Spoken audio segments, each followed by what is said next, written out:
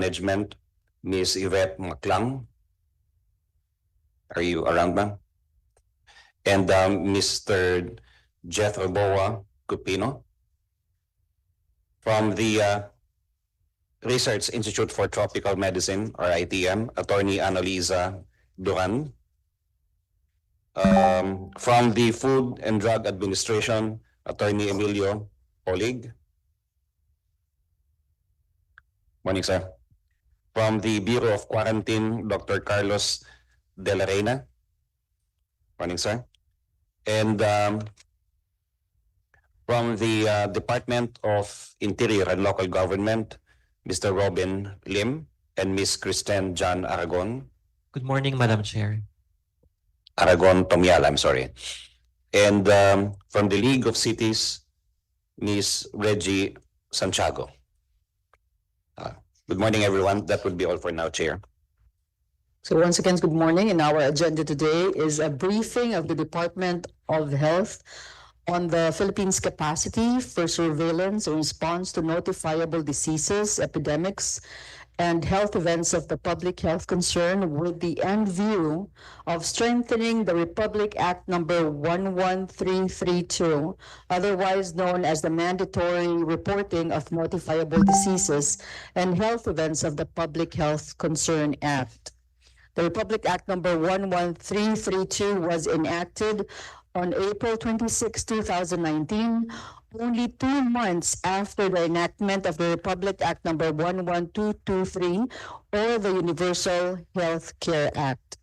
Both laws are the landmark public health legislations that were immediately tested and assessed during the COVID-19 pandemic 1 year later. Sadly, the pandemic cost the country thousands of lives, but it also taught us valuable lessons in the healthcare delivery system, particularly in the management of infectious diseases. These are lessons we can now learn from that we would make our nation more ready and equipped in case of possible future epidemics or pandemics like COVID-19. We shall start today with a briefing of the Department of Health on the implementation of Republic Act number 11332 on the state of the country's capacity for surveillance and response to notifiable diseases, epidemics, and health events of public concern. We hope that the Department of Health can also give the committee an update on the latest viral outbreaks in the country, such as the human metapneumovirus, or HMPV, which already logged 284 cases by the end of 2024, and as well as the emergence of Mpox, or monkeypox virus. After the presentation of the Department of Health, we shall hear the views of the committee members and other stakeholders, and after, the committee shall also consider House Bill number 3863, an act amending Republic Act number 1132 to make it more effective in addressing future outbreaks. So without further ado, the chair would like to recognize a representative of the DOH for their presentation. May we now call on Dr. Jerna Manatad, Director 4 of the Epidemiology Bureau. Doctor, you're recognized. Thank you, Madam Chair. Good morning, everyone. I would like to present now the presentations for this meeting as requested. Next slide, please.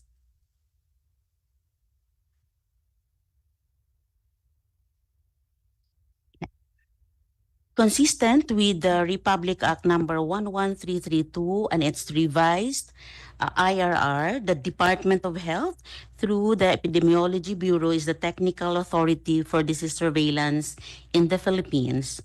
All notifiable diseases and health events of public health concerns are mandatorily reported to the Epidemiology Bureau or its epidemiology and surveillance units. Next slide, please. Most reports of notifiable diseases and health events of public health concerns are captured through the Philippine Integrated Disease Surveillance and Response System of the department. Next slide, please. To protect the country against public health threats, the Philippine Integrated Disease Surveillance and Response System serves as the early warning and response to epidemics and health threats in the country.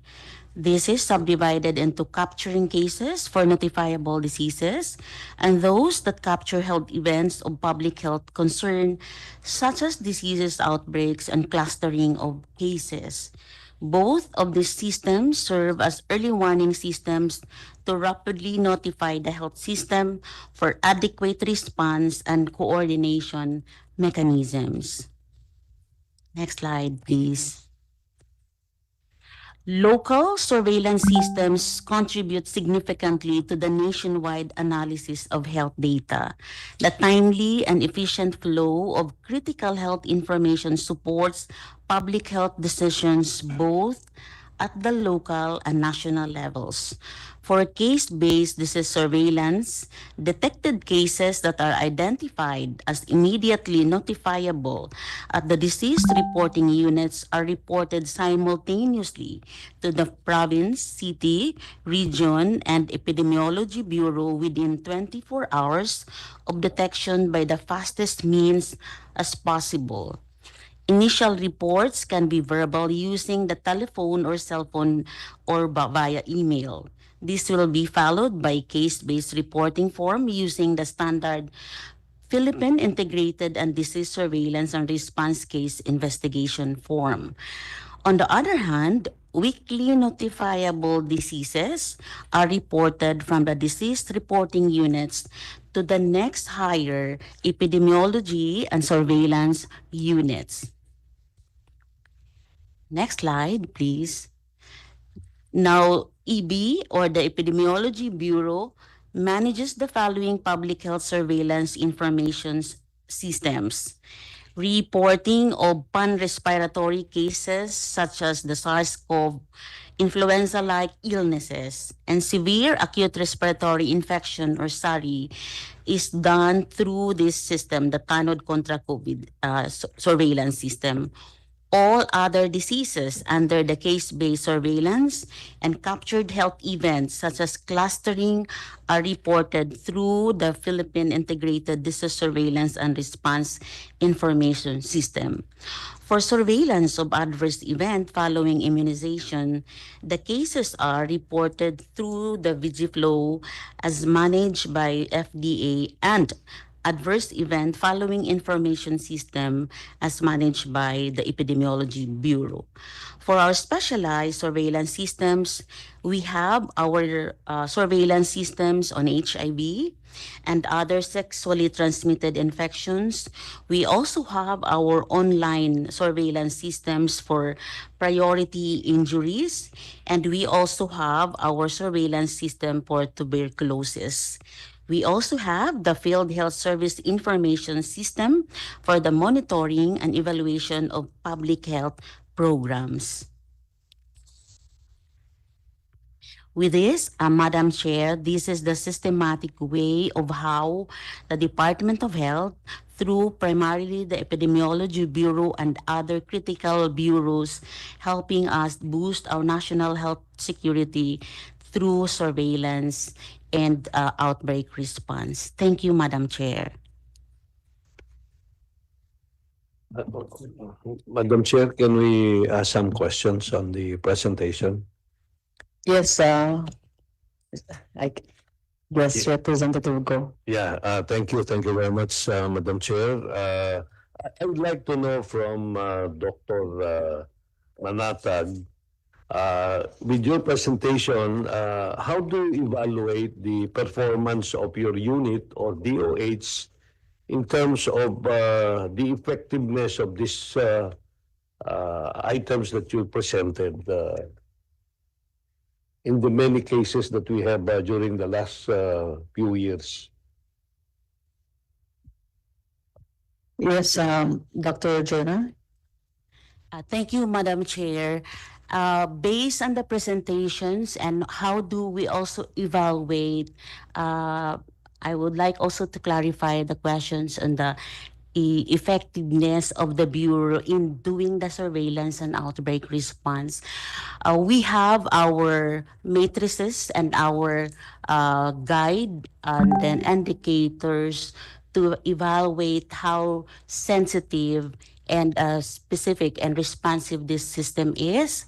So we have a criteria for that in terms of the functionality also of our surveillance system down not only at the Epidemiology Bureau, but also down to the province, to the region, province, and also to the local government unit. Now, since we classify the diseases as category 1 and cat 2, so for cat 1, these are diseases that should be notified within 24 hours. And these are the list of the cases. We have the system that could capture those diseases through our event-based and surveillance system, and also through our case-based surveillance systems. So the diseases that should be captured within 24 hours is an indication that yes, the surveillance system is sensitive enough to capture those cases that should be notified within 24 hours.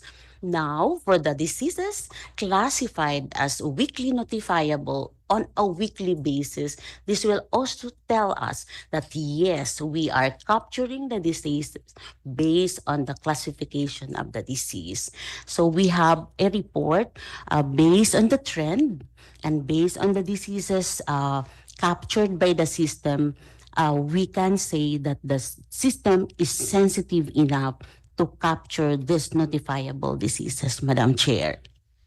Chair, did Dr. Journal answer your I query? think we'll have another presentation. May I give them the? Yeah, I think. Dr. Journal, may I know if anyone here aside from you would be able to discuss to us what is exactly happening within the system? Because all we have received was the response of having a system just to surveillance, but the system itself, would there be an among you who can discuss that, how it happens? Like, for example, an actual disease that was notified by the system, but how is that system? How is that communication? Is it digital? Is it verbal? How many people are involved in that? Will there be anyone among you, or only the DOH can explain that? Madam Chair, we can go back into the slide, the flow of capturing and how the process of doing the surveillance and who are involved in doing the surveillance. We can describe it more through the presentation. Do you still have what page in the presentation was that, Dr. Jenner? In the meantime, may I first recognize another member of the Committee on Health. We have Honorable Steve Chongbian Solon of the Sarangani Lone District.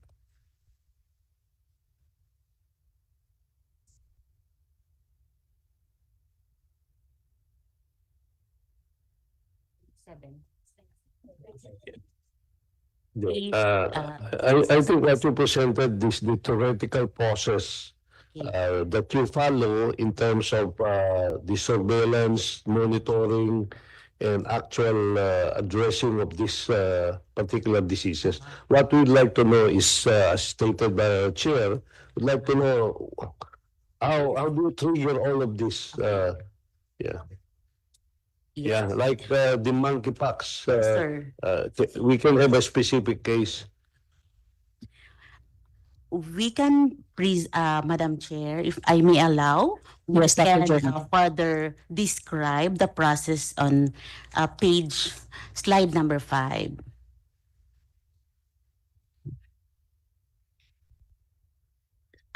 Where is yung may case detection, case registration? Please guide. Yes, Madam Chair. Okay, so this is really how the process in terms of its application in the ground and at the implementing units. Now, since surveillance really is our first line of defense, so we need really to discuss as to what's the process in the implementing units. Now, we have classified Category 1 as immediately notified diseases within 24 hours, and also Category 2 as diseases that should be notified within within a week. Now, based on the list of the diseases guided by the law and what is Category 1, so example po is a case of Mpox. Yes. By the moment, so we have a lot of sensors or areas or health facilities or clinics or hospitals that could capture the event or the disease. Now, if there's an Mpox now case or a patient going into a hospital or on an outpatient clinic or to a rural health center or to a barangay health station at the lowest unit, Madam Chair.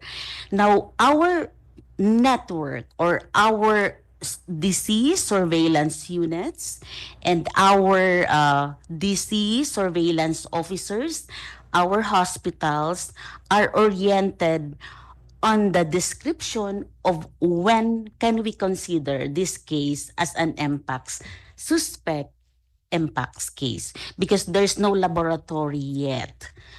So based on the clinical presentation of the case, so the attending physician now or the health worker now confronting or managing or attending to the case because they are trained to this definition on when are we going to classify this as a suspect Mpox case. So this process now, based if this will enter into this disease reporting units, or we called it sensors, or clinics or hospitals, so they can detect a suspect Mpox case now through our attending physician and our health workers. So let's say we have a clinic in Baguio Yes, sir. that has, Yes. probably initial evaluation, they suspect that this case is more of an Mpox. Then what will they do? Okay. Do they report to the to the City Health Department? Then from the City Health, it goes to the regional office of DOH. Yes. Can you? Yes, sir. Meron ba tayong flow chart Yes, that sir. will show that one? Okay. Oo. So we can also share the flowchart specific on Mpox because we have a guide. The Yes, process Dr. Derla, flow. can you please share with us? Our technical team, can you through the CV Mpox just for us also to easy to follow the Yes. process. Yes. Please post the page. Yes, Rep Solon. While they're putting up the slide, so ma'am, yung sensor nyo will emanate from the barangay level or the LGU level, di ba? Person ba yan? Yes, sir. Thank you, Madam Chair. There are a lot of sensors based on the surveillance. It can go through a barangay health station or a rural health unit or a private clinic. Okay. So I there see. are multiple sensors that can be captured by us disease surveillance unit, and that's the epidemiology and surveillance unit in terms of the flow. When you say sensor, it's a physical thing. At the moment, sir, yes, it's a physical thing. Although we have also used the blue dot, and that we have a system that can also be our source through this technology. So we have physical and we have also Saan used. nyo linalagay yun? Oo. Nalilito. You know, Okay, yes, sir. so you have a sensor. When you say sensor, it's a device that determines, for example, what kind of probably disease or what. So right now, Meron kayong sir, sensor na, physical ba yan? That's why I was it's the asking. human sensors. Human. Ma'am, yung nabanggit nyo kanina, Madam Chair, when I asked you what sensor was, you said, nabanggit nyo health facilities. Yes, Madam Tama, Chair. health. So hindi siya tao, hindi siya BHW, hindi siya barangay nutrition scholar na nag-i-inform sa, when you say sensor, you mean health facility like barangay health station or municipal hospital, ganun ba? Ano ba talaga yung sensor? Madam Chair, Yes, clarify. Dr. Jonah. Although we are sharing this terms that we use in the surveillance, but when we say sensors, these are the reporting units composed of an individual persons trained to detect notifiable diseases. So Yes, sir. yung sensor nyo, I think you need to use a different word. Kasi sensor, for example, I came here, there is a sensor that will measure that Okay. 1 or 2 people entered. Okay. And when he leaves, a sensor will tell us that the Yes, sir. person left already. Thank you Something for like- allowing us to clarify what sensor is in our parlang in the district surveillance. So that's po how we describe that this health facility can detect through our trained disease surveillance units team. Okay. Okay, ma'am. So Yes, Rep. Salong. yeah, Madam Chair, wala pa yung flowchart kasi gusto ko din makita yung sabi ni Kong Go. Chart. Yeah. We have really a clear flow chart because by that time, Madam Chair, that WHO declared that as a public health of international concern, the Department of Health, through the critical bureaus and concerned bureaus, really crafted a national action plan for the control and prevention Yes. of Mpox, and we have a clear process for this. Yes, ma'am. Yes, Dr. Jonah, now we have the flow chart. May we ask you to explain to us? Yes, So ma'am. for now, as we heard earlier, hindi pa ba ito yung flow chart? Iba pa? Specific for Mpox, we can have that specific for Mpox, but for the general classification of the disease classified as CAT1 and CAT2, this is the general process.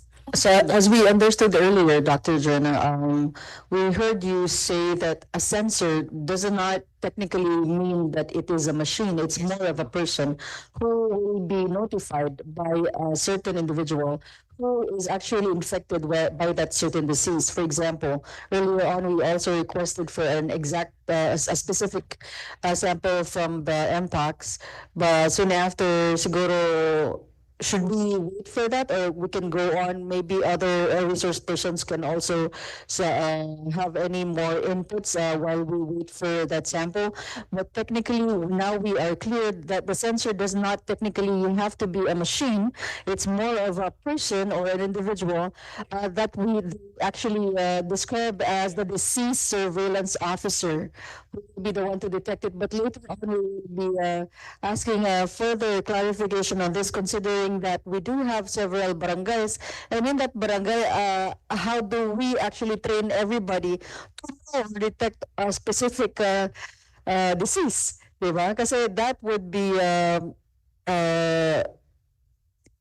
we need to clarify. We can have these officers available in all of our barangays, especially medyo baka kumalat na yun by the time we understand what the disease is all about and how we quarantine a particular patient or individual who has that kind of disease.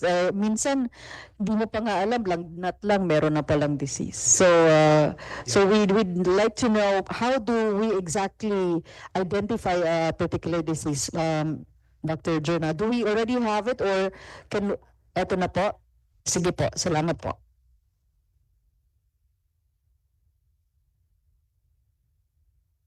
So, can I just cite a very specific case? For example, there is a patient that went to a public hospital, let's say at the Baguio General Hospital. Okay, para ma-conceptualize natin, a patient feeling something that I do not, febrile siya, pumunta sa doktor at hindi ma-diagnose ng doktor. Pumunta siya doon, hindi ma-diagnose. Binigyan siya ng lab test muna, then they found out that there is something, bagay mo na, Mpox. So from there, anong gagawin niya? Anong gagawin ng doktor? Ano pong gagawin niya under your, bibigyan ng gamot, siyempre, o re-refer niya, meron consultant na tatawagan para magtulungan. Kasi kung hindi naman expert yung doktor, o kaya hindi niya alam kung ano yung sakit ng tao, but meron siyang mga signs that are gearing towards identification as Mpox. Yung po mga doktor na pupuntahan, meron na silang ganong training ba? Alam na nila? At kung meron man, saan pong lugar ito? Is this a nationwide program na alam nila?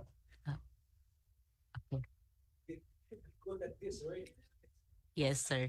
Okay. Opo. So, thank you, Madam Chair. Can I be allowed now to explain the process specifically as raised by Honorable Go? Let's have a specific area and disease, a case. So this is the management pathway or our referral guide for our network across the country. Now, in an example, if a patient consulted a certain hospital, and then as mentioned by Honorable Go, in Baguio General Hospital, now the point of entry could be at the emergency room or at the outpatient clinic.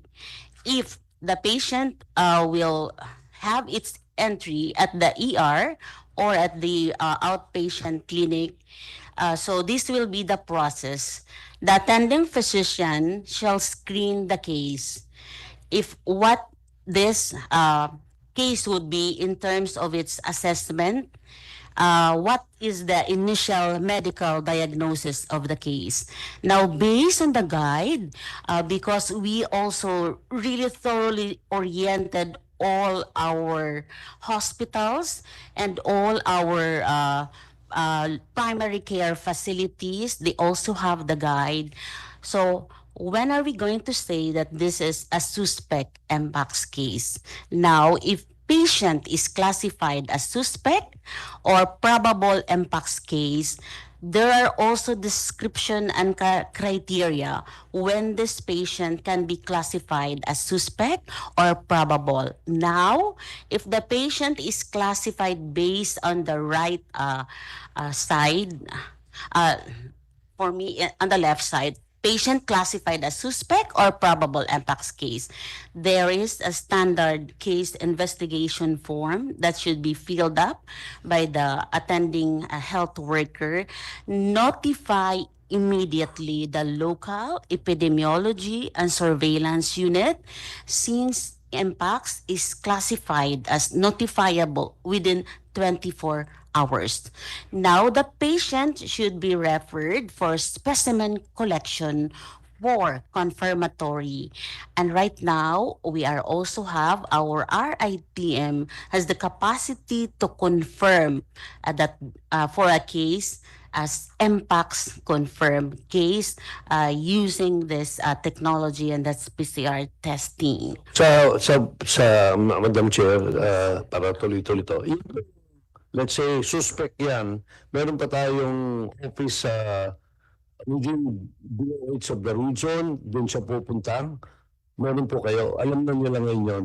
Yung RITM kasi nasa Manila yan Oo. Pero limbawa sa amin po, sa Baguio. So if a doctor suspects na itong pasyente ito may Mpox, pupunta siya ngayon sa isang opisina sa inyo po, sa Baguio. Meron din po doon. DOH. Yes, Madam Chair. To answer po the additional query of Honorable Go, at the DOH Baguio, we have our regional epidemiology and Okay. surveillance unit. Now in Baguio City, we also have our Baguio City Epidemiology and Surveillance Unit. Okay. And in the hospitals din po, So pag nandun yung epidemiologist ninyo sa Baguio, ito pong doktor na ito will anong gagawin niya? the doctor in the BGA is honorable. Okay. The doctor or the attending physician in Baguio Gen will through its process within the hospital, Okay. since they also have their laboratory Hindi, huwag nyo lang yan. So, you have to collect Okay. a specimen Can be and then tested. notify CESO, the Baguio, to facilitate the transport of the specimen to our ITM. Tagal yun. Oo, tagal yun. Ilang We have our ITM, sir. They can also slide on the turnaround time. Yes, we would like to, before we proceed, I'd like to recognize another member of the Committee on Health from the 6th District of Bulacan. We have Representative Salvador Plato. Good morning, sir. Okay, so now we would like to recognize the Attorney Ana Liza Duran, doctor from the Research Institute of Tropical Medicine. Director Anna, you are recognized. Thank you po. Thank you, Honorable Chair. The Research Institute for Tropical Medicine can do the PCR testing for monkeypox. During the Mpox, we already trained also subnational laboratories, and Baguio General Hospital Medical Center is one of the trained hospitals where they can do the PCR testing. Other hospitals that were trained to do the Mpox were Lung Center of the Philippines, San Lazaro Hospital, Southern Philippines Medical Center, Visonto Soto Medical Center, Western Visayas Medical Center, Bicol South Luzon Subnational Reference Lab, Jose Bilingad Memorial General Hospital, and also East Avenue Medical Center. So, meron po kayo. Ngayon, sinabit na-test na yung tao, confirm meron siyang Mpox. Ano ba ang next process natin? If the patient is confirmed to have Mpox, they will have to determine if the disease is mild or uncomplicated or complicated. Yes. So the infectious disease consultants who are assigned in the hospitals will know how to deal with the management of the cases. If the cases are only mild and uncomplicated, they will be sent home for home isolation. Okay, so they can treat them right there and there, in other words? Yes po. Okay, regardless of whether it's mild, moderate, serious, Severe. or severe. Yes po. So, They kaya po have nila to- doon. Yes po. Okay, ayun. Thank you, ma'am. Thank you, Chair Go. Is there any other member who would like to continue on with the line of questioning with our ITM director? Okay, so to proceed, may we also recognize other resource persons? May Attorney Ana Liza Duran, would you like to continue on with your presentation, considering that we already recognized you? Do you have a presentation for us? Ma'am, we do not have a presentation. We will just be supporting other reports of the Epidemiology Bureau. Thank you po, Honorable Chair. Thank you so much, Director Ann. May we now call on the Director Ferdinand Salcedo from the Bureau of Quarantine. You are recognized, Doctor. Good morning, Madam Chair. I'm representing Director Ferdinand Salcedo, Deputy Director Roberto Salvador po, from the Bureau of Quarantine.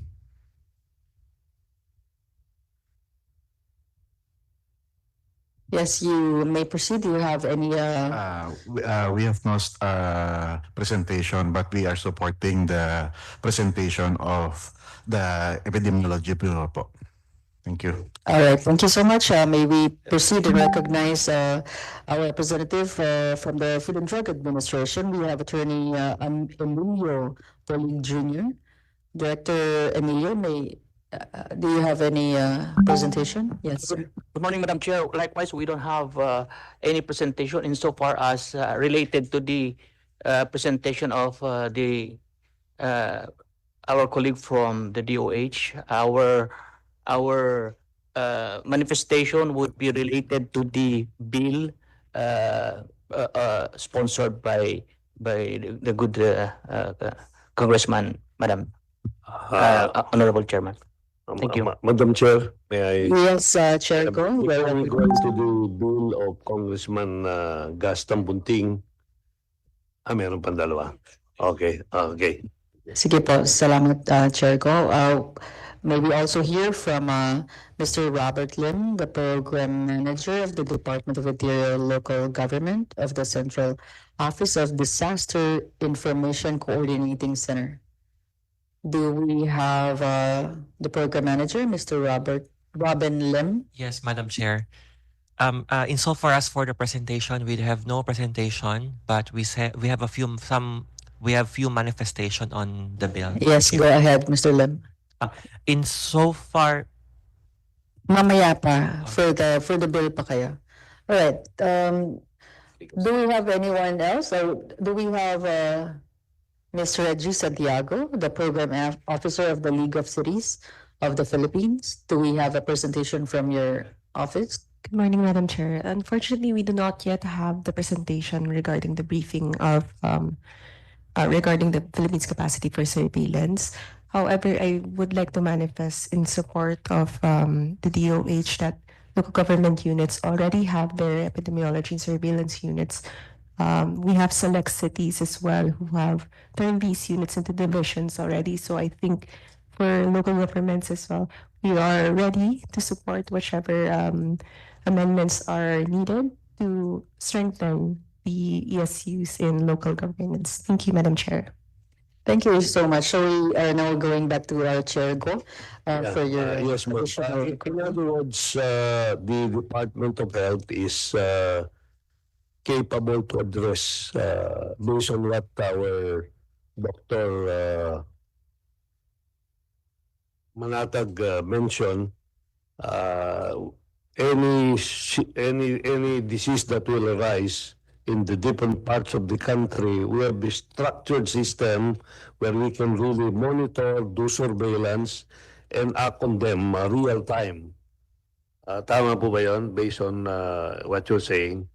Pwede po ba nating, siguro part of the dito, if we can publish itong ganitong, kasi like Baguio General Hospital, meron pala, and that is catering saan? Only Baguio, or it caters to the Cordillera or Northern Luzon?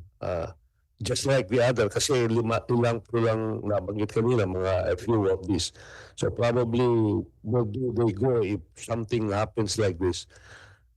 Thank you. Yes, Doctor, you are recognized. Thank you, Madam Chair. Now, based on the law and based also on our monitoring capacity building and also based on the output now of the surveillance system, all local government units have their epidemiology and surveillance unit. Now, in terms of its capacity, this is where the dynamics are and the variations are. But we have also the list of those full functional surveillance units, and we also have the list for those we need to upgrade local government epidemiology and surveillance units. So it's a progressive way of capacitating really our local government units as well as our hospital facilities. Any follow-up, Chair Go? Yes, Chair. Rep. Salam. Maybe Chair Go had something, or Chair. You're telling us that there are more than 1,000 municipalities in the whole country. There are about 82 provinces and more than 100 cities. All of these have epidemiologists. Bawat isa po, meron sila.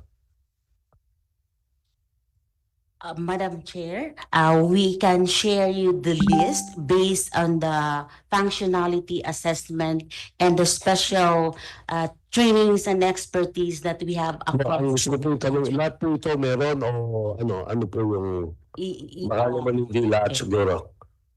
We can share the number of local government units based on the assessment through our system.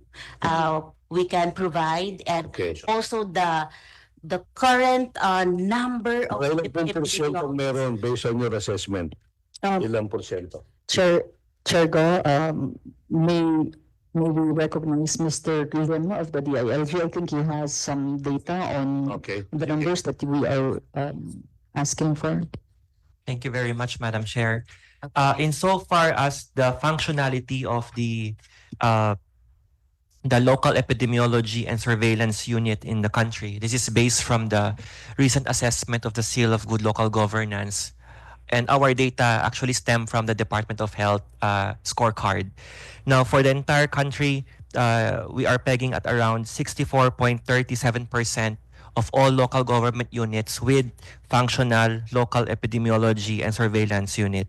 Now, to break this down further, for the provinces, that's around 83.95%, or 68 provinces have functional LESU. For the cities, it's around 85.23%, around 127 functional LESUs.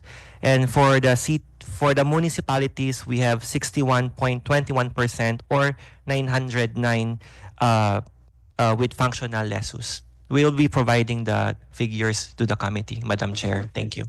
Thank you so much, Mr. Lim. Chair Go, okay na po yun. Thank you very much for the information. I think this will guide us in our proposed bill of Congressman Gaston Bunting. Thank you so much, Chair Go. Yes, Rep. Solon, yes. I just want to add, ma'am, I think COVID would be the best example. Because nung nangyari yung COVID, nakita natin yung mga gap sa sistema natin. Tapos in the last 3 years, you guys have strengthened it. And I want to commend the DOH because very maganda na yung reporting system. And so I just ask that you keep everything tight, right? Because I think, I'll give you an example. Maybe we have, let's say, monkeypox or chikungunya, let's say, they are infectious but they're not as infectious as COVID, correct? So mahahabol nyo kung may sakit, pwede nyo i-isolate, so on and so forth. Nakikita ko may yung problema dito sa WebA is even if we have these LESUs, sometimes they lack the kits to test on site. Tama? Because they have to send everything to our ITM. I'll give you an example. Someone in our household was suspected of getting chikungunya. So this is from mosquito, parang dengue ito. So ang nangyari is we could not test whether it was chikungunya or not because the hospital did not have tests. No kits, right? No kits. Do you have it in RITM? Because I know they say they have to send it to Singapore or something to validate. RITM has it. So I think that's one gap that needs to be filled. If there is a infectious disease na madaling kumalat, dapat sa LGU mismo meron kayong available kits para ma-diagnose na doon. Kasi monkeypox, makita mo may mga butoy-butoy, di ba? May mga physical, No, so maybe that's one thing that you might need to tighten is to capacitate the barangay and LGU level that they can diagnose on the spot and then isolate. Thank you, sir. Yeah, I think that just like what happened sa COVID, after a while, before we were sending everything to our ITM, it takes long. But after a while, when the kits were developed and introduced in the different parts of the country, real time, kahit na individual, they don't need to go to the doctor. They just, test themselves, and they can determine whether they have COVID or not. So I think we can do the same by capacitating them and providing them, of course, the material kung pwede natin gawin yan. And that would require budget on the part of the Department of Health. And probably PhilHealth can, yeah. Especially very infectious. Yes. Yes, Director Annalisa. Madam Chair, if the disease is already known and there is already a gold standard for the diagnosis of the disease, then it will not be difficult for everyone to use the gold standard. However, for novel diseases that have not yet they have not yet discovered the gold standard for the diagnosis, and for example, they will still have to develop the kits. So that's the time that we have a problem, and it's not only nationwide but also global in scenario whereby, for example, in COVID, they have to develop the kits. That's why there will only be, like, for example, a particular laboratory that can diagnose it at first because the kits are not yet distributed to the different areas.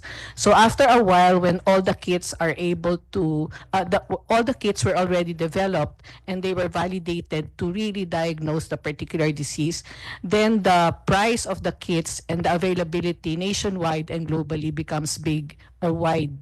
So that at particular time, the kits and will now be available anywhere else in the country and in the world. So that's what happens po. Thank you po. Thank you, Attorney. Do we have any other questions regarding this? From the chair, no? Mag-ask lang sana ako, Director Anna and Dr. Jerna, whoever can respond to my question. Knowing that we already have this kind of system, knowing sino yung first officer to respond to an individual who is suspected of any disease, I'd like to know gaano ba kabilis? How quickly can we respond to a certain disease? For example, some of our kasama natin, mga tao, minsan konting ubo, konting sipon, wala na yan. They don't really want to talk about it.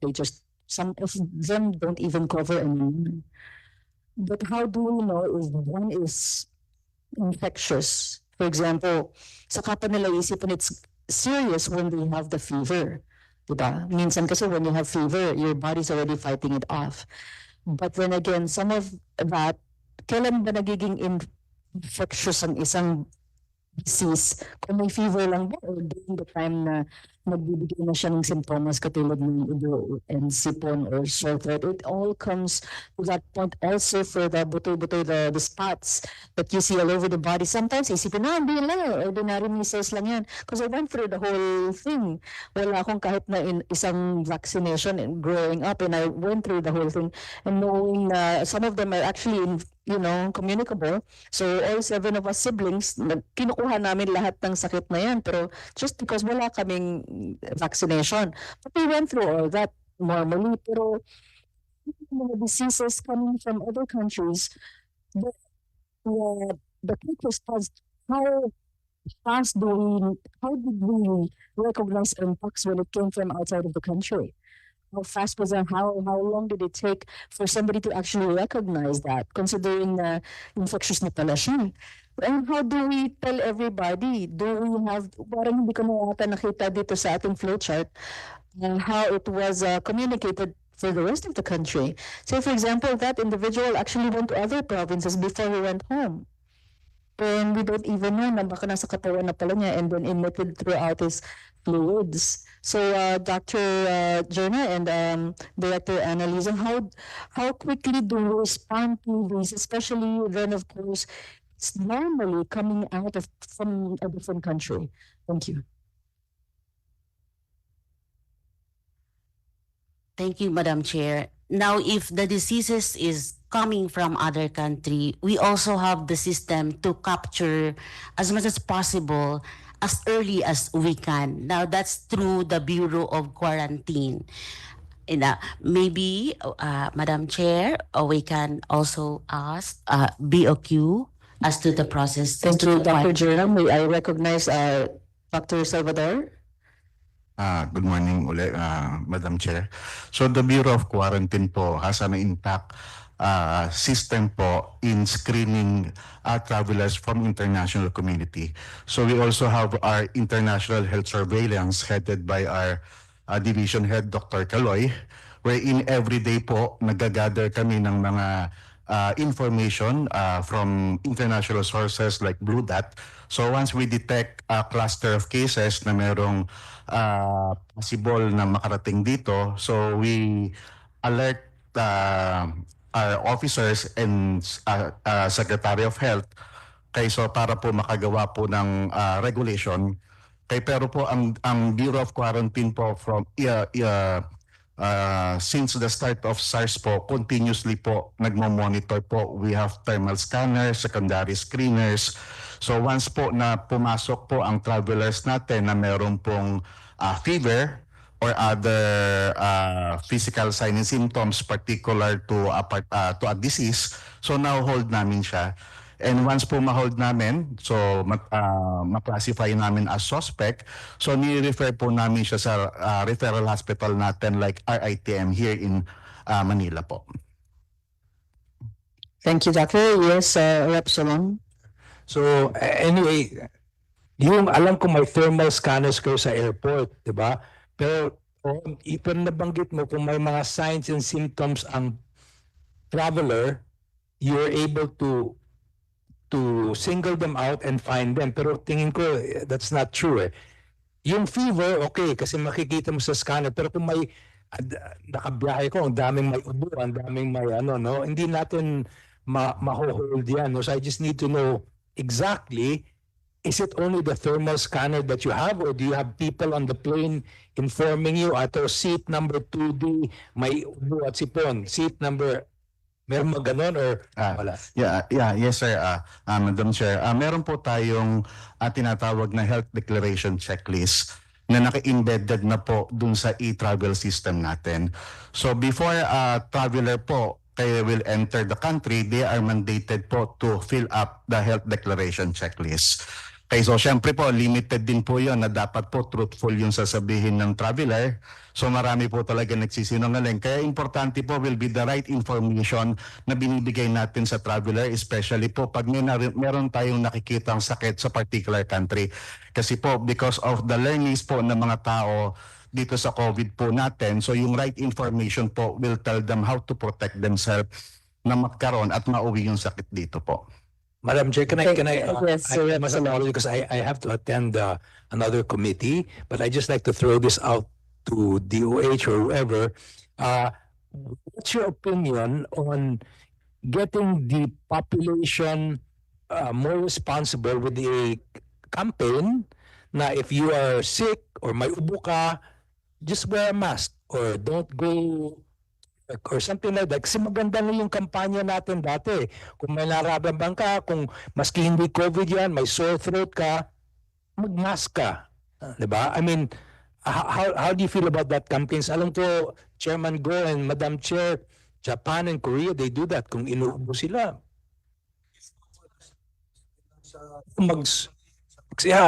Something like that ba? Kasi I mean, that's tinatawag, we were using the buzzword during COVID when everyone was afraid, new normal. Ngayon wala nang COVID, balik sa dati. Pero the new normal should be, diba? It should be like that, Doc. Diba? I think, I bring my mask. If I go to the elevator, I put my mask on. Yeah. So, anyway, yeah. Thank you so much, Rep. Solon. Yes, Chair. Now that everybody is traveling, ang dami nating nagta-travel left and right. After the COVID, everybody wants to travel. Siguro isa pong suggestion in addition to what was suggested by Congressman Solon is i-monitor natin yung development ng mga cases in other countries so that when we inform our people, we can tell them exactly, in Singapore or in Malaysia, these are the cases. Please avoid, this kind of, you have to do this, that in visiting these places. Kasi there are cases obtaining in these areas or in these countries. Para alam ng mga traveler eh. Ang mga traveler, pag pumasok ka sa Pilipinas, yung health declaration, isa pang trabaho yun eh. Hindi naman nila yun eh. And we will ask them to take responsibility first on their health condition. And let's not put the burden to the country or to the government. Yung pag-aasikaso sa health ng tao, dapat sila muna eh. No?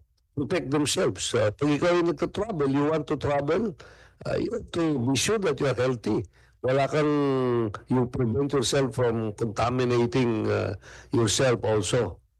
Yun ang palagay ko yung sa dapat natin gawin. Then we can have a highlight warning, if you may, sa lahat ng mga traveler, if you're visiting itong mga countries na ito, avoid in crowd or whatever. Pwedeng advisory kung ganon. Para maiwasan mo natin yung, kasi pag pumasok na yan sa isang tao rito, then he contaminates other people, it will spread like fire. Yun lang, Madam Chair. Thank you, Chair Go. Do you have a response to that, Dr. Jenny? Yes. Thank you, Madam Chair. Now with that, we also would like to share and emphasize also the current system that we have. We have the Bureau of Quarantine. At the Epidemiology Bureau, we also have our International Health Regulation and External Unit, who also have the responsibility really to notify WHO IHR Secretariat on the diseases which have an public health international concerns. So these are the diseases that should be reported and to be shared outside the country. The same thing, other countries also are doing, report that to the WHO as IHR, and that case also will be shared across the member states. Example, if one case passed through our point of exit and the case was detected in Saudi Arabia, example, now the IHR focal point for Saudi Arabia will notify WHO and now will notify the Epidemiology Bureau of the Department of Health for further response, particularly contact tracing and other control measures. So that's also the system that we have right now, Honorable Chair. Sige po, Dr. Jenny, thank you so much for that.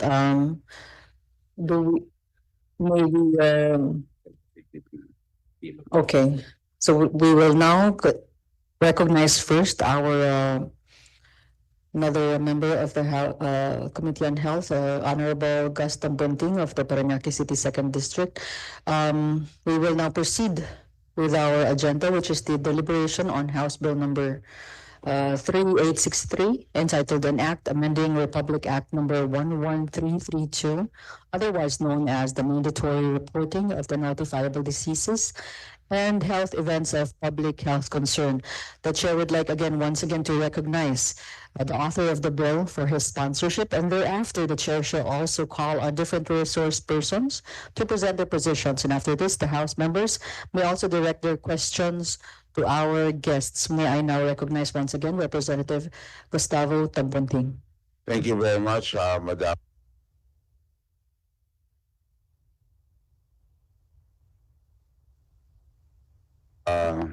Amending the Republic Act 11382, otherwise known as mandatory reporting of notified diseases and health events of public concern Act. The COVID pandemic has allowed us for the early evaluation of the said law, revealing areas for improvement and amendments. While some provisions are not yet fully implemented, the gaps in the current response show that the provisions of the law would have been particularly helpful in controlling the spread of the diseases. The proposed measure, Madam Chair,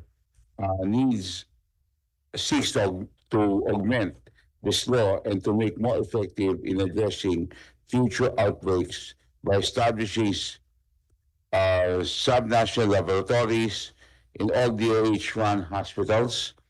We also seek to establish hotlines and other forms of access corresponding to these diseases.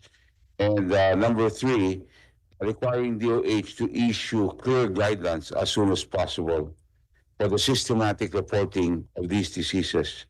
And four, requiring all public and private institutions to provide the necessary information campaign for the disease in surveillance and other epidemic investigations. Again, on behalf of the people of the 2nd District of Parañaque, and of course for the good of the Filipino I ask that the committee consider this proposed bill 5163. Thank you very much. Thank you so much, Rep. Gus Tampunting. May we now have our resource person to respond to the House Bill of Representative Tampunting on Republic Act, amending the Republic Act number 11332. May we first call on Dr. Jonah Manatag. Thank you. Thank you, Madam Chair. Now, with this, the Department of Health is supporting the amendment of the Republic Act 11332, and we will submit the official and approved position paper of the Department of Health. Thank you, Madam Chair. Thank you, Dr. Jonah. May we now call on the Director, Attorney Annalisa Duran of the RITM to respond to the bill.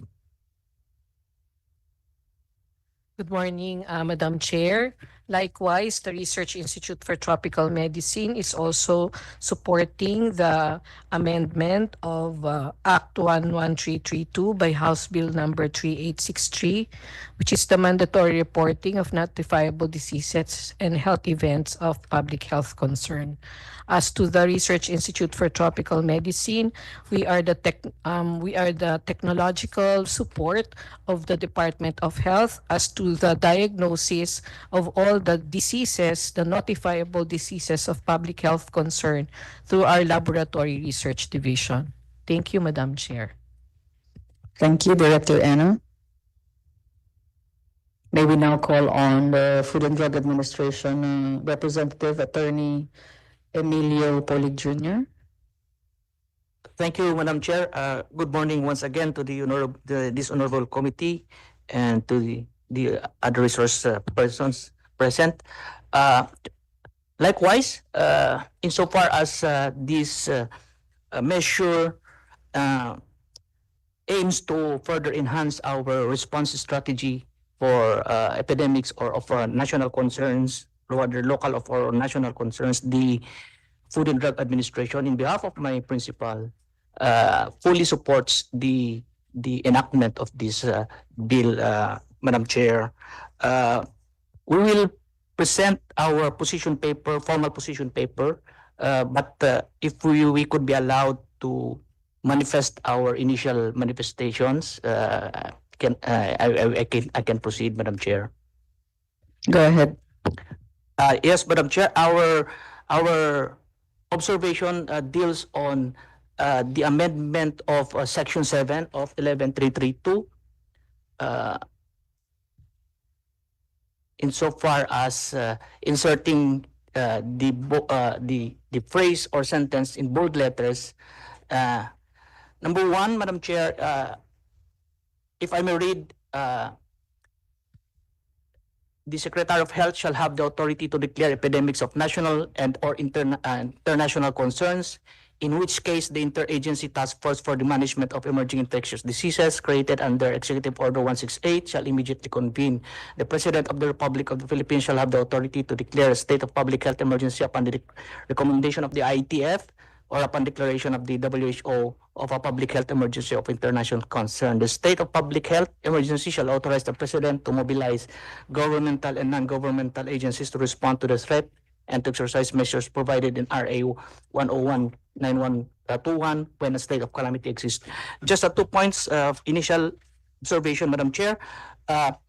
The provision states, contemplates of 2 scenarios where it triggers the declaration of the President to declare a public health state of emergency. Number 1 is when the Secretary of Health declares epidemic of national and or international concerns. And number 2 is when the WHO declares a public health emergency of international concern.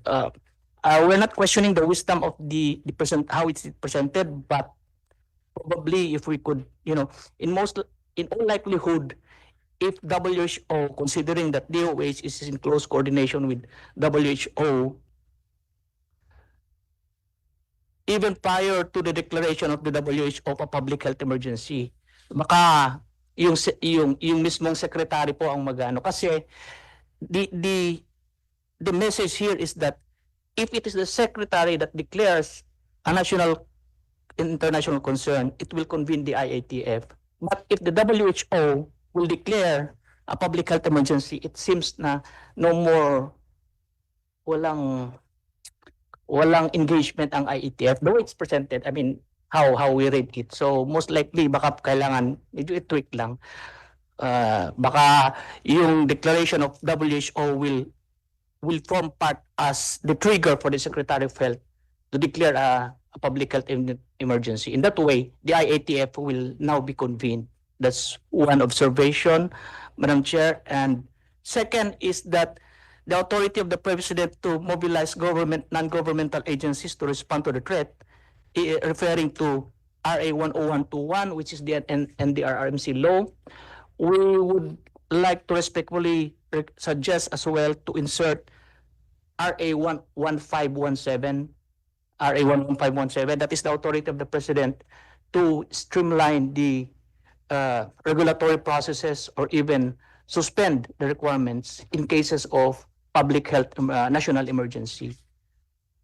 And to add, to give more legroom, apart from RA 10121 and 11517, we may suggest that to include a phrase and such other laws as applicable, so that to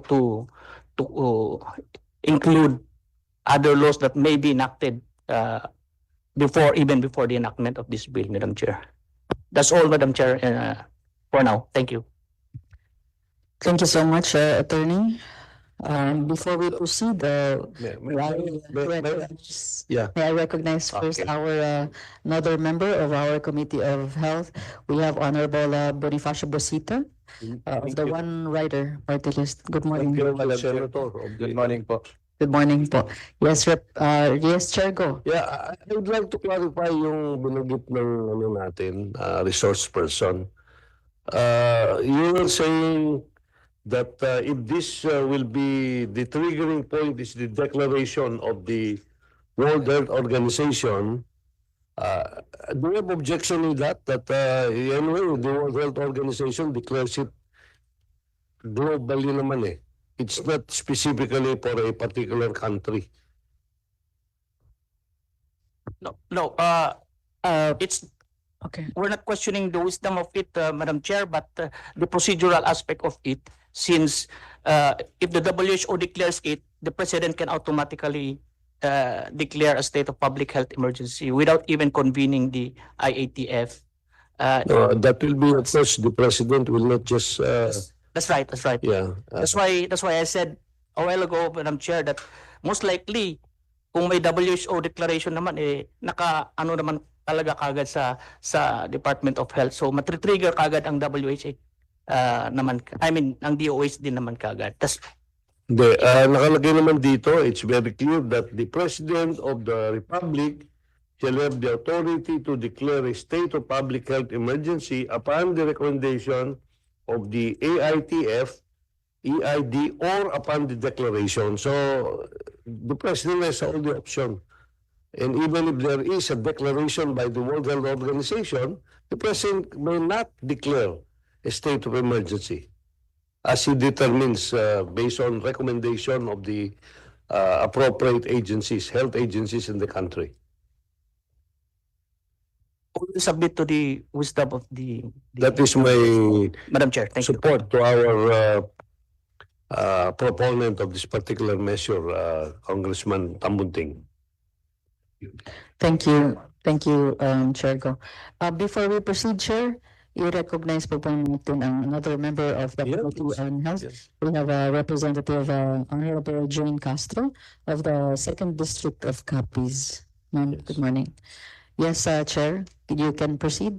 any further clarifications? Yeah, I think I just want to clarify the statement indicated in section 2, which is actually an amendment to section 7 of Republic Act 11332. Yes, thank you so much, Chair.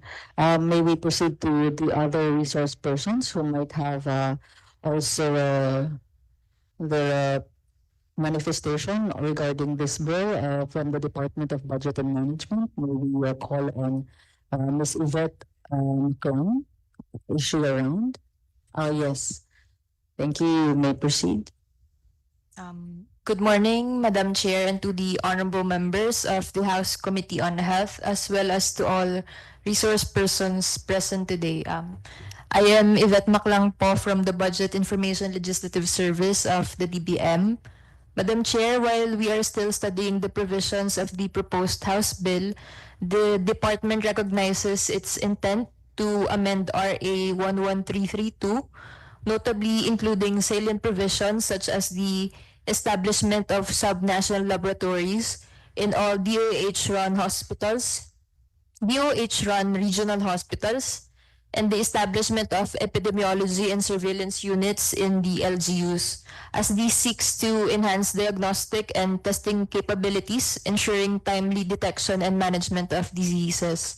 Additionally, this will also strengthen the government's capacity to monitor, investigate, and control public health threats effectively, especially in the local level. On the provision to establish subnational laboratories, may we kindly note that the position, classification, and organizational structure of this be subject to the review and evaluation of the DBM. And as for the management and operation of these, may we kindly defer po to the DOH on the matter. As for the provisions to establish epidemiology and surveillance units in the LGUs, it is understood that this will be operated and supervised by the local government units concerned. In this regard, we would like to defer to the League of LGUs on the matter po. That would be all for our initial comments, Madam Chair, and we will provide more insights po in our finalized position paper for the consideration po of the committee. Thank you very much po. Thank you so much. May we now call on and proceed to may we call on Mr. Robin Lim once again from the Department of Interior and Local Government. Thank you very much, Madam Chair, and to the honorable member of the committee. The department welcomes this development on amending the previous the existing law. While we are still going through with the proposed amendments, may we just want to highlight a few things. Number one, we are in support that all local government units must establish their respective local epidemiology and surveillance unit with career positions, with career positions of disease surveillance officers and other health-related professionals, because we have learned this from the pandemic, from the COVID-19 pandemic, that we lack these health professionals, and we actually mobilize several local functionaries to firm up the contact tracing operations. In addition to that, Madam Chair, I would just like to bring your attention to the proposed amendments, particularly on item I, that the DOH shall establish hotlines and other forms of access where the public can report notifiable diseases and health events of public health concern.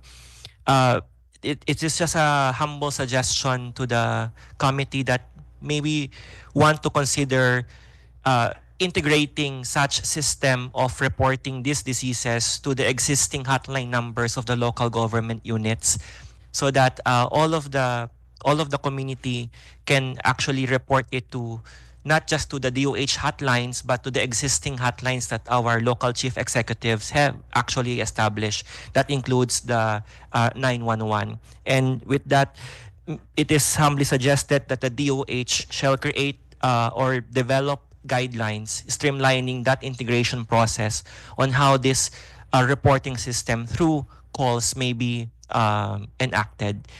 With that, Madam Chair, and to the body, the department will submit its official position paper. Thank you very much. Thank you so much, Mr. Lim. Do you have any clarification, Chair Go? Yeah, well, this is not a clarification, but the concern of DILG, as stated, is already included in the letter I of the proposed amendment. As it says here, the DOH shall establish hotlines and other forms of access where the public can report notifiable diseases and health events of public health concern. So nandun na yun, and other forms of access. So that would address your concern, if I may interpret the provision as indicated in this proposed House Bill 3863, Madam Chair. Thank you, Chair Go. Would you like to respond, Mr. Lim? Yeah, thank you very much, Madam Chair. The DILG respectfully submits to the guidance of the Honorable Congressman. Thank you. Thank you so much. May we proceed to call on our representative from the League of Provinces of the Philippines. May we call on Ms. Angelica Sanchez, our Policy Development Director. Good morning, Madam Chair. Good morning, Madam Chair, members of the Committee on Health.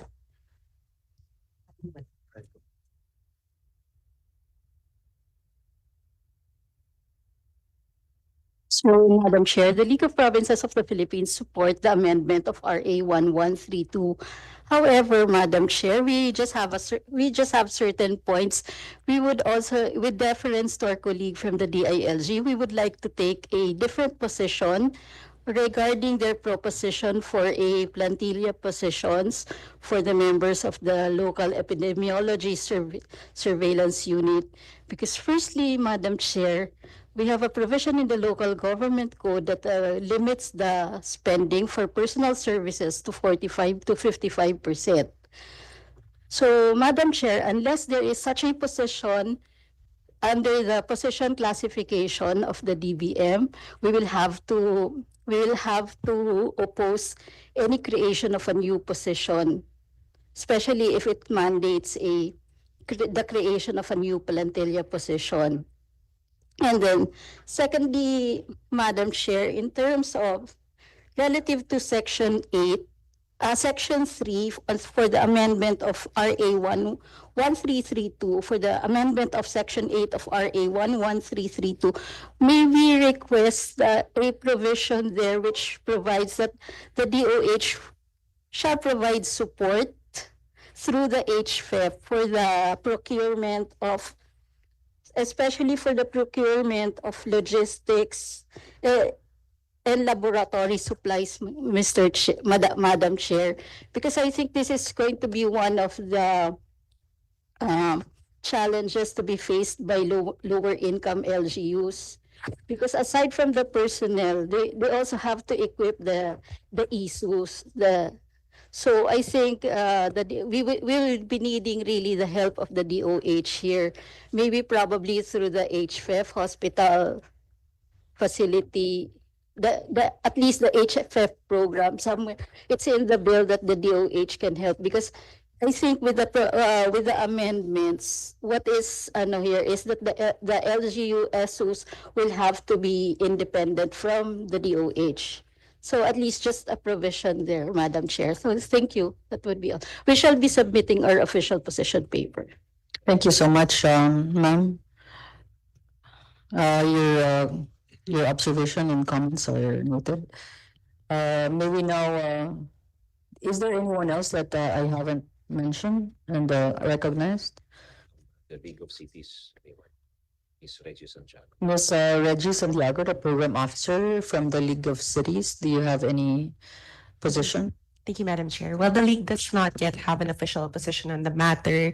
Hearing our esteemed resource persons and recognizing the vital role of local government units alongside the DOH as its first line of defense on epidemics and health events, I will be sure to elevate the matter to our principals and seek their support on this House bill. Additionally, I would just like to support the previous manifestations of the esteemed Representative Solon and Go that local governments provide a critical role in quickly diagnosing or testing these potential diseases. The proposed amendments to Section 6 of Number 6 and the House Bill encourages LGs to establish their own laboratories and partner with private hospitals. We hope for the ample support from the DOH and the RITM in the capacitation and establishment of these laboratories specifically, because these on a note po, the funding for these laboratories will be quite large, especially for lower income local governments. So that's something that we would like to keep an eye on, hope for the support of the DOH on the matter. Similarly, we also express support to the position of the LPP that we might have to oppose regarding the manifestation of the DILG in creation of new plantilia positions with the for ESUs. Just also to support the manifestation of the provisions for the personnel cap. That will be all, Madam Chair. Thank you. Thank you so much, ma'am. Madam Chair, may I propose in response to the comment of the DILG and the League of Cities and Municipalities, because it says here all provinces, cities, and according to the data submitted to the DILG, only about 64% of this epidemiology and surveillance unit, no? So I would propose that in clustered or in areas where there are small municipalities, they can cluster themselves and have one only for one or two or three or more ESU or ESUs in these areas. So instead of putting all, baka hindi kaya yan, pwedeng tanggalin na yung word na all, and we'll do an amendment to this amendment proposal so that we can address the issue raised earlier that because small cities might not be able to fund this ESO, no?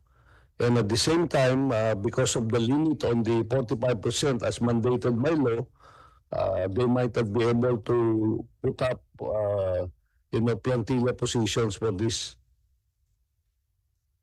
I'm sure our proponent will be amenable to that. Thank you, Chair Go. To proceed, may I also call on a representative from the Philippine Statistics Authority. May we call Attorney Jefferson Diado. You are recognized. Good morning, Madam Chair, and to the honorable members of the committee. The Philippine Statistics Authority, as the major agency in charge in the collection and processing of statistics, fully supports the passage of the bill amending RA 11332. As far as the fourth objective is concerned, which requires all public and private institutions to provide the necessary information in disease surveillance and other epidemiologic investigations, the Philippine Statistics Authority, this objective is within the scope and functions of the Philippine Statistics Authority, Madam Chair. We will submit our official position paper. Thank you. Thank you, sir, so much, Attorney Diado. May we now call on once again Attorney Annalisa Duran to have a further discussion on this bill. Thank you, ma'am, Madam Chair. We were just looking into one section, and we will be providing our specific recommendations po after the hearing today. Thank you po. Section. Ano yung concern yun na section? Section 3, under Section 8. Section 8 of... Yeah, all provinces, cities, and municipalities. Yes po. regarding the word all. So we will be discussing this on the level of the Department of Health regarding the provision of the trained required human resource complement, which state here it states all provinces, cities, and municipalities shall establish their ESUs, which shall closely coordinate with the ESUs of the Department of Health. So going back to the Department of Health after this hearing, we have to assess the ability to establish all of this in all provinces, cities, and municipalities. And we will therefore give the recommendation after. Thank you, Madam Yeah. Chair. Thank you, Attorney. Yes, Chair. Go. Madam Chair, the suggestion I made earlier is we'll remove the word all because the suggestion that I made earlier, there might be some municipalities that are close with each other. Instead of having one ESO per municipality, they can have several municipalities with one ESO.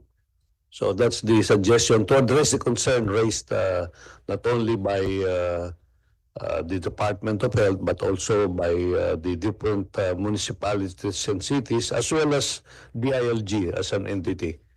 So if that would answer the concern.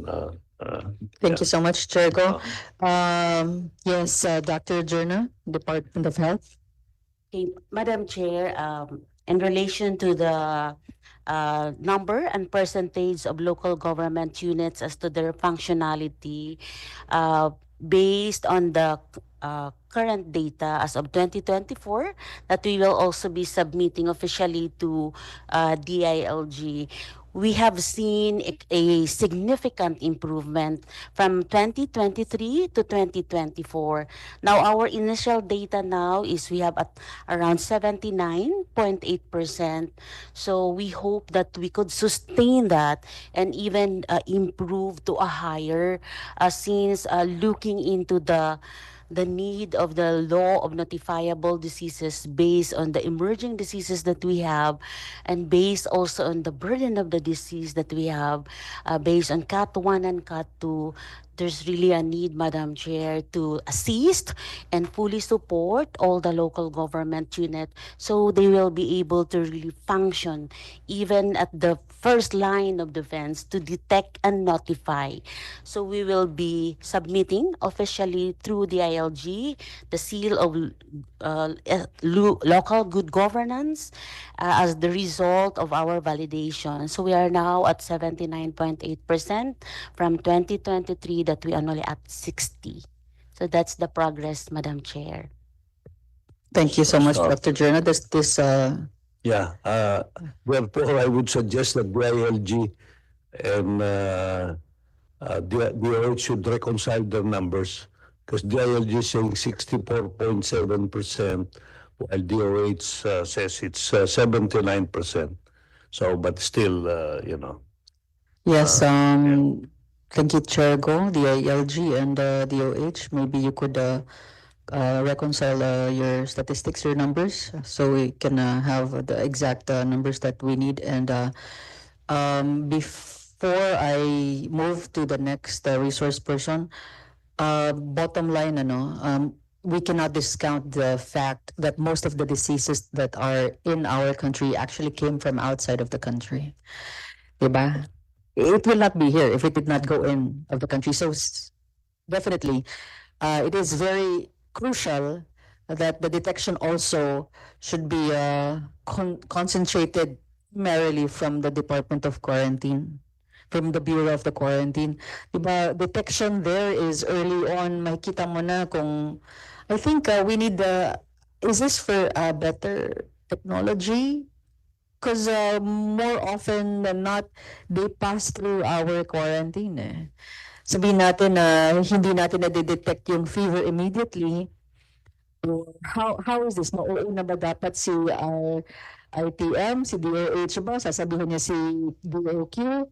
Or quarantine muna, may pumasok dahil dito. Who gets the information first?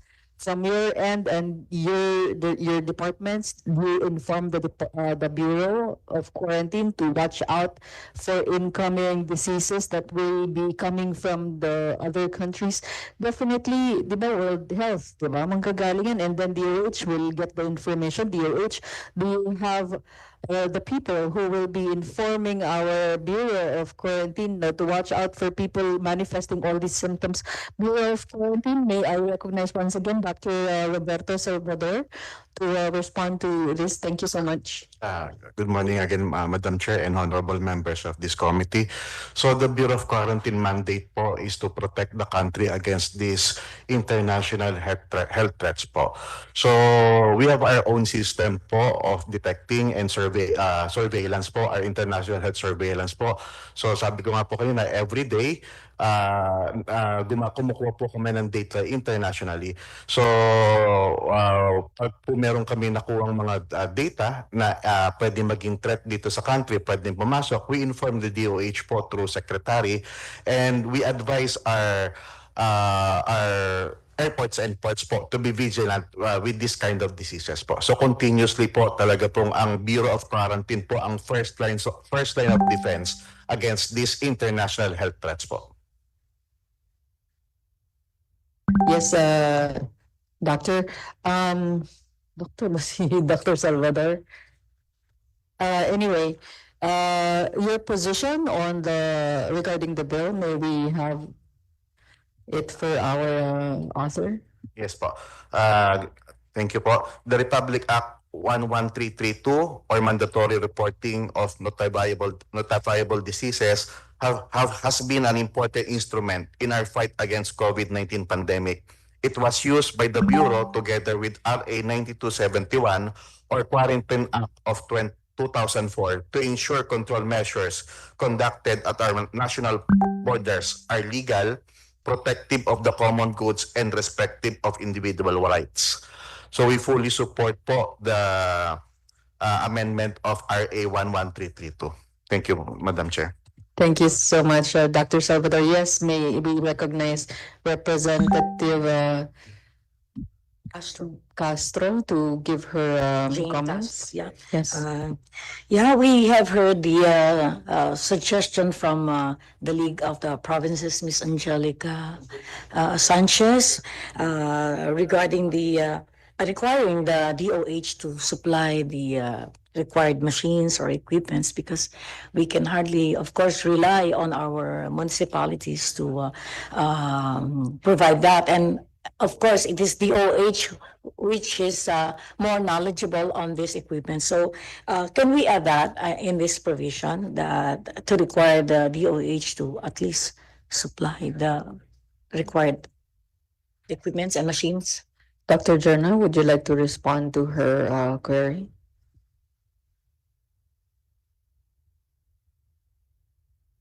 With regards to the laboratory supplies, as well as those expressed early, Madam Chair, as part of the process in terms of I'm asking for the equipments and machineries. The laboratory supplies, it's manageable, I think, but the equipments and machines. Honorable Chair, Madam Chair, we will take note of this additional provision of the amendment, and we will discuss this, ma'am, with the Department of Health. Yes. Okay. Thank you. Thank you so much. Rep Castro, do you have any follow-up queries for our resource persons? Wala na po. No, it's my question will be under section 4 na. Yes po, you may proceed. Okay, okay. Yes, Rep. So we have in section 4, we have under section 9 prohibited acts. All this is I think there's no penalty that will deter or prevent or reduce these prohibited acts or annoying acts, no, from happening. Any suggestion as to the penalty that should be included here in this provision? May we ask the author? for your comments on her question. Oh, sorry. The A penalty for the this prohibited, Section 9 prohibited act. that will reduce, prevent, or prevent. I definitely would be more than willing to agree to the penalty as long as it is within the legal framework. We should also take in consideration the existing law. Kung saan po, does it provide a penalty? So, then Yes, Rep. Pumbunting, we have it in Section 10. Rep. Castro, the penalties are indicated in Section 10. In this paper that is so hardly cannot read it. Here, is it here? medyo malabo eh. Ma'am, Kailangan ko na Madam Chair. Madam Chair.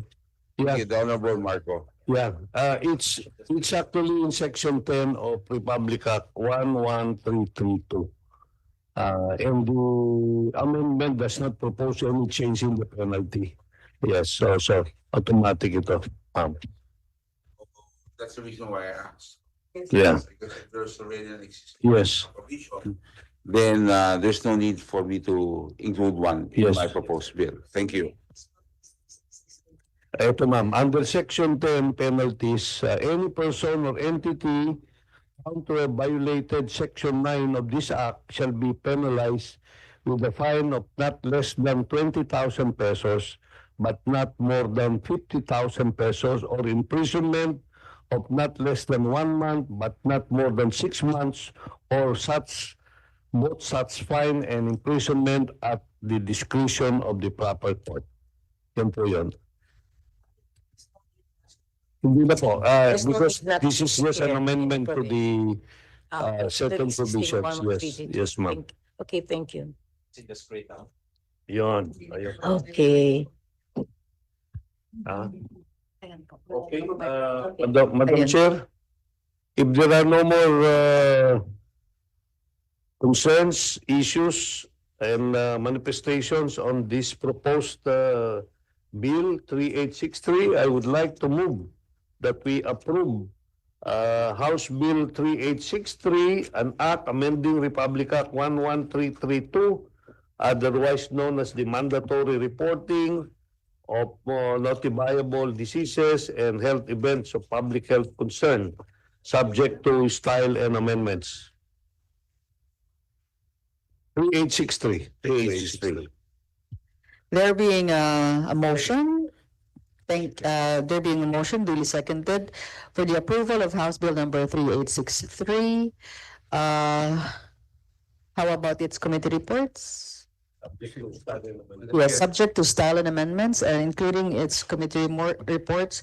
House Bill number 3863 is approved. Madam Chair, I would also like to be made a co-author with the kind indulgence of the author, Representative Gaston. Thank you very much, Madam Chair, of course, and may I request that all members present in today's hearing be included as proponents of this measure. Thank you.